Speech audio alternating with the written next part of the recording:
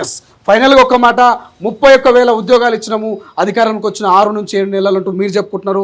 BRS మాత్రం ఒక్క ఉద్యోగం కాంగ్రెస్ ఇవ్వలేదు, ఒక్క ఉద్యోగం ఇచ్చిందని చెప్పి నిరూపించుకుంటే రాజీనామా చేస్తా అంటున్నారు. సిద్ధమా మీరు? కరెక్ట్ విను, కేటీఆర్ చెప్పింది మాట కరెక్ట్. ఏం చెప్పినాడు?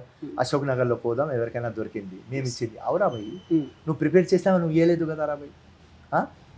నువ్వు మంచిగా మొత్తం రెడీ చేసినావా? మొత్తం సరుకులు రెడీ చేసిన తర్వాత వంట చేసి మేము తినిపిస్తున్నాం కదా. నెక్స్ట్ మళ్ళీ డిఎస్సి కండక్ట్ చేస్తాం కదా. గ్రూప్ 1 పోస్ట్పోన్ కావాలంటే డిసెంబర్లో పెడుతున్నాం కదా.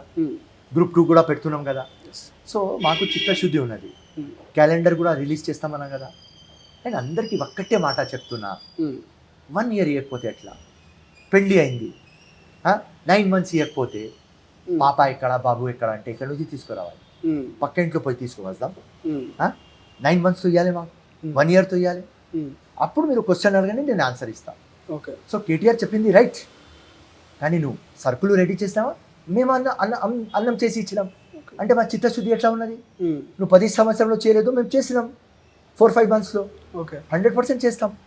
ఉద్యోగాలు ఇవ్వకపోతే, ఏది మేనిఫెస్టోలో ప్రామిస్ చేయకపోతే, వరంగల్ డిక్లరేషన్ రాహుల్ గాంధీ పూర్తి చేసినాం. 6 గ్యారంటీస్ తుక్కు కూడా సోనియా గాంధీది పూర్తి చేయాలి. ప్రతి ఒక్క డిక్లరేషన్ మేము పూర్తి చేయకపోతే, ప్రియాంకమ్మ వచ్చి చెప్పింది అది పూర్తి చేయకపోతే, రేవంత్ రెడ్డి చెప్పింది పూర్తి చేయకపోతే, మేము కూడా లంగా ఫాల్తూ గవర్నమెంట్ అని మాకు తీసేస్తారు. సో నెక్స్ట్ టైం మేము గవర్నమెంట్లో రావాలి, బంగారు తెలంగాణ కావాలి, కాంగ్రెస్ సెంటర్లో రావాలి. అన్నీ మా ప్లానింగ్లో ఉన్నది. మేమేం సంపాదించుకోం, మేము ఇట్లనే ఉంటాం. ప్రజలు డెవలప్ కావాలి. జీవితులు కొంతమంది కాల్ చేశారు, ఫిరోజ్ భాయ్ ఈ ఇష్యూని గవర్నమెంట్ దృష్టికి తీసుకుపోయి దీని తరఫున మాకు మద్దతు కావాలన్నారు. జియో 46 మీద మీకున్న చెప్పిన ముఖ్యమంత్రి దగ్గర తీసుకుపోయినా అమెరికా వచ్చిన తర్వాత మాట్లాడదాం అన్న. ఎస్, ఫైనల్గా ఫిరోజ్ భాయ్ ప్రస్తుత పరిస్థితి ఏంటి? అసలు కాంగ్రెస్ పార్టీలో ఉన్నారా లేరా? ఉంటే ఎందుకు ఫిరోజ్ భాయ్కి ఓ ఎమ్మెల్సీ, ఓ మంత్రో, లేకపోతే ఇంకో కార్పొరేషనో ఏదో వగేర ఏదో ఒక పదవి ఉండాలిగా, ఎందుకు ఇంత సైలెంట్గా ఉన్నాడు? బ్రాకెట్ సైలెంట్ ఏం లేదు, పొద్దుగాల నుంచి సాయంత్రం పని చేస్తాం. నేను సైలెంట్ ఉంటే నువ్వు వచ్చి తీసుకుంటావా ఇంటర్వ్యూ? నువ్వు తీసుకోవు. సో 24/7 పని చేస్తాం. కానీ కాంగ్రెస్ పార్టీలో ఒక బ్రాకెట్ నడుస్తుంది, కంటెస్టెడ్, నాన్ కంటెస్టెడ్. ఓకే, ఒక వాల్ క్రియేట్ చేసినారు. ఎవరికైనా హోదా ఇచ్చినారు, అందరు నాన్ కంటెస్టెడ్కి ఇచ్చినారు. Balmuri Venkat non contested, Anil Kumar Yadav non contested, all chairmans non contested. Right, simple. కంటెస్టెడ్కి బ్రాకెట్ పెట్టినారు. 3 మంత్స్ తర్వాత ఆ బ్రాకెట్ పోతుంది. అప్పుడు ఆటోమేటిక్ ఫిరోజ్ ఖాన్ వచ్చేస్తాడు. Okay, right. దేవుడు ఆశీర్వాదం, ప్రజల ఆశీర్వాదం, హైకమాండ్ ఆశీర్వాదం, రేవంత్ రెడ్డి ఆశీర్వాదం. దాని తర్వాత ఎవరు ఆపుతారా బై ఫిరోజ్ ఖాన్కి? ఇట్లా ఫిరోజ్ ఖాన్ని ఏ శాఖలో చూడవచ్చు?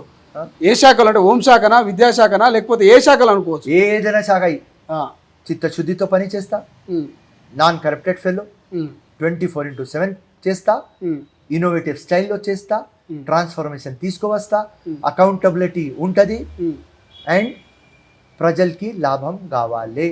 ఒక్కటే మైండ్ సెట్ ఉంటుంది. ఎంత ఫండ్ ఇస్తున్నారు పబ్లిక్కి పోవాలి. మధ్యలో ఎక్కడ కూడా ఫండ్కి కరప్షన్ ఉండవద్దు. కామన్ మ్యాన్కి రీచ్ కావాలి. ఎవరికి ఆపర్చునిటీ దొరకలేదు వాడికి ఆపర్చునిటీ ఇప్పియాలి. అది తపనతో ఉన్నా కాబట్టి ఏదైనా జబర్దస్త్ చేసి ఇస్తా. Yes, thank you so much. ఇది ఫిరోజ్ ఖాన్ గారితో ఎక్స్క్లూజివ్గా ప్రస్తుత ఈ నెల రోజుల రాజకీయ పరిస్థితుల గురించి మాట్లాడినాం. సో ఆయన మాటల్లోనే విన్నారు. ఒక్కసారిగా హోంశాఖ ఒకవేళ నాకిస్తే మాత్రం ప్రతి ఒక్కరికి పోయిస్తా అనేటువంటి రీతిలో చెప్తా ఉన్నాడు. ఖచ్చితంగా లా అండ్ ఆర్డర్ పనిచేస్తుంది. ముఖ్యమంత్రి గారి దృష్టికి తీసుకుపోయినా, డీజీపీ గారి దృష్టికి తీసుకుపోయినా ఒక 3 నెలల్లో మొత్తం సెట్ అయిపోతుంది. మహిళల వైపు కన్నెత్తి చూడాలన్నా కూడా ప్రతి ఒక్కరు వణుక్కోవాలి, పోసుకోవాలనేటువంటి రీతిలో ఆయన సమాధానం చెప్తా ఉన్నారు. సో చూద్దాం మరి ఫిరోజ్ ఖాన్ మాటలు ఎంతవరకు నిజం కాబోతా ఉన్నాయి. 3 నెలల తర్వాత మరి రాజకీయాల్లోనూ, ఇటు హోంశాఖలోనూ, అన్ని రకాలుగా మంత్రివర్గంలోనూ ఎటువంటి మార్పు చోటు చేసుకోబోతుందో చూడాల్సిన అవసరం ఉంది. కెమెరా పర్సన్ అజాద్తో శ్రీశైలం, తొలి వెలుగు, హైదరాబాద్. అసలైన తొలి వెలుగు. ఫాలో వాట్సాప్ @తొలి వెలుగు official.